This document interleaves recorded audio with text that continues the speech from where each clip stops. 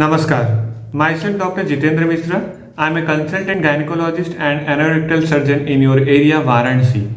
Today's my topic is all related with the infertility, जिसको कि हम बांझपन या वंध्यत्व कहते हैं। जैसे कि आपने इसके पहले के भी लेक्चर्स काफ़ी अच्छे से आप लोगों ने लाइक किए हैं और सुने भी हैं, उसके काफ़ी अच्छे कमेंट्स भी हमें मिले हैं।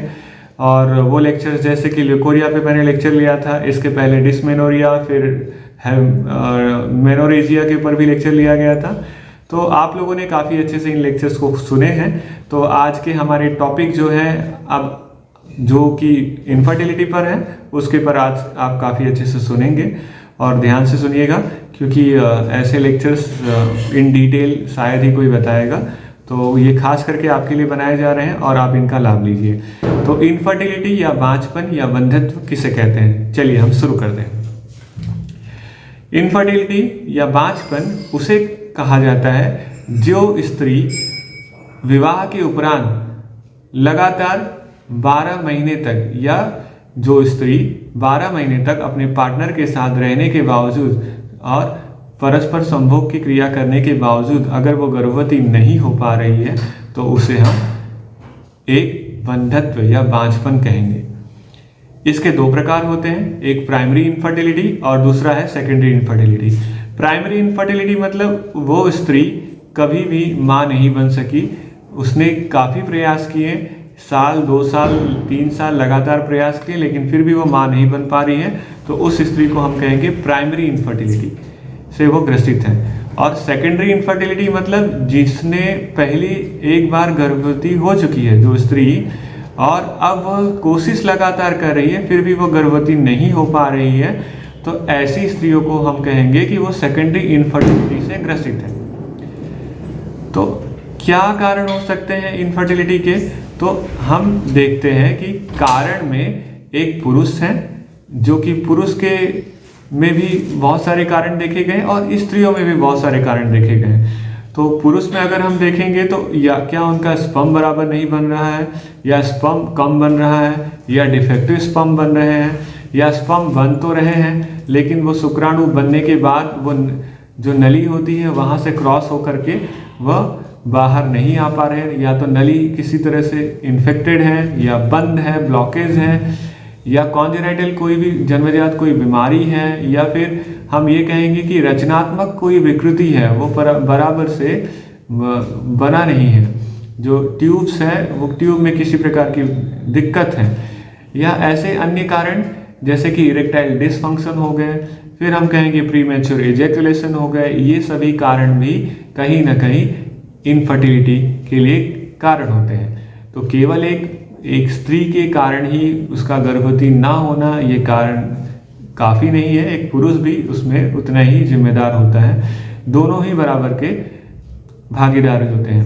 तो हमने पुरुष के बारे में थोड़ा सा समझा, अब एक स्त्री के बारे में थोड़ा सा समझेंगे कि एक स्त्री के क्या क्या कारण हो सकते हैं। स्त्रियों में पाए जाने वाले जो अंडाशय हैं, क्या अंडाशय में अंडे बराबर नहीं बन रहे हैं, कम बन रहे हैं, उनमें AMH का लेवल काफ़ी कम है, क्या उनमें ओव्यूलेशन नहीं हो रहा है, अगर अंडे बन रहे हैं तो अंडे बाहर नहीं निकल रहे हैं, और अगर निकल रहे हैं तो ट्यूब्स में से वो बराबर पास होकर के बच्चेदानी तक आ रहे हैं या नहीं आ रहे हैं, इनको देखना है। अगर ट्यूब में किसी प्रकार की ब्लॉकेज है, इन्फेक्शन है, या किसी भी प्रकार का ट्यूब जो है वो पेल्विक रीजन में चिपक गया है इन्फेक्शन के कारण, पेरिटोनियम में चिपक गया है इन्फेक्शन के कारण, अगर ऐसे कोई भी कारण है तो भी एक स्त्री का जो अंडा है वो बच्चेदानी तक नहीं आ पाएगा।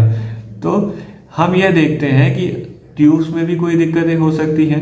ट्यूब्स में अगर मान लीजिए ट्यूब अच्छे हैं, आपके अंडाशय अच्छे हैं, तो हो सकता है कि बच्चेदानी या तो हाइपोप्लास्टिक यूट्रस से काफ़ी छोटे हैं, या उसमें किसी भी प्रकार का कॉन्जेनाइटल डिफॉर्मिटी पाई जाती हो, या ऐसा भी हम कह सकते हैं किसी प्रकार का फाइब्रॉइड हो, ट्यूमर है, एडिनोमायोसिस है, किसी भी प्रकार का गांठ है, या अगर ये भी ठीक है, बच्चेदानी भी ठीक है, तो बच्चेदानी का जो गर्भाशय का जो मुख है वो उसमें किसी प्रकार की दिक्कतें हैं, उसका मुंह बहुत ही पिन होल, हम कहते हैं पिन होल ऑस, मतलब गर्भाशय का मुख बहुत ही संकुचित है, वो बराबर खुलता ही नहीं है, जिसके कारण स्पर्म प्रॉपरली वहाँ पर अंदर नहीं जा पाता। तो अगर ऐसे भी कोई कारण है तो भी हम कहेंगे कि इसके कारण एक स्त्री गर्भवती नहीं हो पा रही है। और भी अगर हम देखें तो एनाटॉमिकल डिफॉर्मिटी है, जैसे रचनात्मक विकृति है, या फिर हम देखें सर्विक्स, अगर ये सब अच्छा है तो क्या सर्विक्स में उसमें कोई दिक्कत है, क्या सर्विक्स में पॉलिप है, सर्विक्स में ट्यूमर है, या सर्विक्स बहुत ज़्यादा बढ़ा हुआ है, या सर्विक्स में जो म्यूकस होते हैं उसकी जो पीएच लेवल है वो एबनॉर्मल है, स्पर्म के लिए बहुत ज़्यादा एसिडिक है।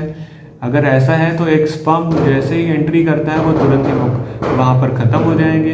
क्या उस म्यूकस मेम्ब्रेन में किसी भी प्रकार का एंटीबॉडी अगर है तो जैसे ही संभोग की क्रिया होती है एक स्त्री का पुरुष के साथ, तो स्पर्म जो शुक्राणु है वो म्यूकस में के संपर्क में आते हैं वो डेड हो जाते हैं। तो ऐसे बहुत सारे कारण हैं जिसके कारण से एक स्त्री गर्भवती नहीं हो पाती है। और अगर ऐसे ही हम देखें तो यूट्राइन प्रोलैप्स भी एक कारण है, और इसके अलावा थायराइड अगर है, हाइपोथायरॉयडिज्म, हाइपरथायरॉयडिज्म, या थायराइड का कोई भी इम्बैलेंस है हार्मोन्स के, तो उसके कारण भी देखे गए हैं। इंडोक्राइन डिसऑर्डर्स जैसे हार्मोनल इम्बैलेंस पुरुष में भी हो सकते हैं, स्त्रियों में भी हो सकते हैं। दोनों में से किसी में भी अगर ऐसे कोई भी इम्बैलेंस हार्मोनल पाए गए तो उनमें भी ये है कि उनकी जो पार्टनर है, जैसे कि एक स्त्री है जो उनकी पत्नी है, जो आने वाले समय में गर्भवती होने वाली है, वो भी गर्भवती नहीं हो पाएगी। तो ऐसे बहुत सारे कारण हैं जिसके लिए एक डॉक्टर उसे इन्वेस्टिगेट करता है, पता करता है कि क्या कारण है जिसके वजह से एक स्त्री गर्भवती नहीं बन पा रही है। क्योंकि स्त्रियों में गर्भ का धारण न करना एक बहुत बड़ा आज के समाज में एक दोषपूर्ण देखा जाता है। तो हम एज ए डॉक्टर हम लोग यही चाहते हैं कि जो भी हमारे पेशेंट आए वो सब के सब गर्भ धारण करें। इन सभी कारणों में से अगर कुछ है तो उन्हें इन्वेस्टिगेट करवा करके उनको नॉर्मली हम नॉर्मल करने की कोशिश करते हैं। कभी कभी ये भी देखा गया कि ये सभी कारण नहीं है तो अज्ञानता की वजह से, जैसा कि उन्हें प्रॉपर समय नहीं पता होता है कि किस समय संभोग करना चाहिए, किस समय नहीं करना चाहिए, किस पोजीशन में करना चाहिए, तो ये सभी जो भी प्रॉपर गाइडलाइंस है, समय है, तो ये सब ना पता होने की वजह से भी इनफर्टिलिटी के अक्सर पार्टनर्स वगैरह शिकार हो जाते हैं। तो अगर ये सब देखने के बावजूद अगर उन्हें रिजल्ट नहीं मिल पा रहा है, और अगर किसी प्रकार का क्रोमोजोमल भी देखा गया है कि क्रोमोजोम्स जो होते हैं, क्रोमोजोम्स में अगर किसी प्रकार की डिफॉर्मिटी है, कॉन्जेनाइटल डिफॉर्मिटी है, तो भी ये सभी दिक्कतें आती हैं। अगर टोटल रूल आउट कर लिया गया फिर भी कुछ कारण नहीं पता चल रहा है तो हमने उसे अनएक्सप्लेन इनफर्टिलिटी के अंदर डाल दिया है। तो अनएक्सप्लेन इनफर्टिलिटी में बहुत सारे जो कि हम मेडिकल साइंस में ऐसे साबित नहीं कर पा रहे हैं, लेकिन फिर भी कारण है कहीं ना कहीं कि वो अनएक्सप्लेन्ड है। तो ऐसे भी कारणों का ये देखा जाता है अक्सर कि अकॉर्डिंग टू आयुर्वेद के हिसाब से ये देखा जाता है कि उनके अंदर पित्त का प्रकोप हुआ है, या किसी प्रकार के अक्सर देखा गया है कि या तो वात का प्रकोप हुआ है। तो ये जो त्रिदोष के ऊपर भी चर्चा की जाती है, तो कहीं ना कहीं उनका बैलेंस होने के बाद, पंचकर्म वगैरह करने के बाद, तो जो स्त्रियां हैं वो गर्भवती हो सकती हैं। तो ऐसे भी बहुत सारे हमने पेशेंट देखे हैं और उनमें ट्रीटमेंट होने के बाद वो गर्भवती हो जाती हैं। तो ऐसे ही छोटे से इस टॉपिक के बारे में आज हमने बहुत अच्छे से डिटेल में चर्चा की है। और अगर आप सभी इस प्रकार से किसी मरीज को देख रहे हैं और वो गर्भवती नहीं हो पा रही है, तो एक अच्छे से गायनिकोलॉजिस्ट को दिखा करके आप उस स्त्री को गर्भवती बनाने में सहायता करिए। और इसी प्रकार के लेक्चर्स आगे भी सुनते रहेंगे। अगर फिर भी आपको कोई डाउट्स है तो हमारे इस कमेंट बॉक्स में आगे आप अपने प्रश्नों को पूछ सकते हैं। और आने वाले समय में ऐसे ही जितने भी लेक्चर्स होंगे, आपको अगर आपने इसे लाइक, शेयर एंड सब्सक्राइब कर दिया तो सब्सक्राइब करने के बाद आने वाले समय में आपको नए लेक्चर्स जो भी होंगे वो ज़रूर आप तक पहुंचेंगे। तो सब्सक्राइब करना ना भूलिए और ऐसे ही हमारे लेक्चर्स को सुनते रहिए। Okay, by two all.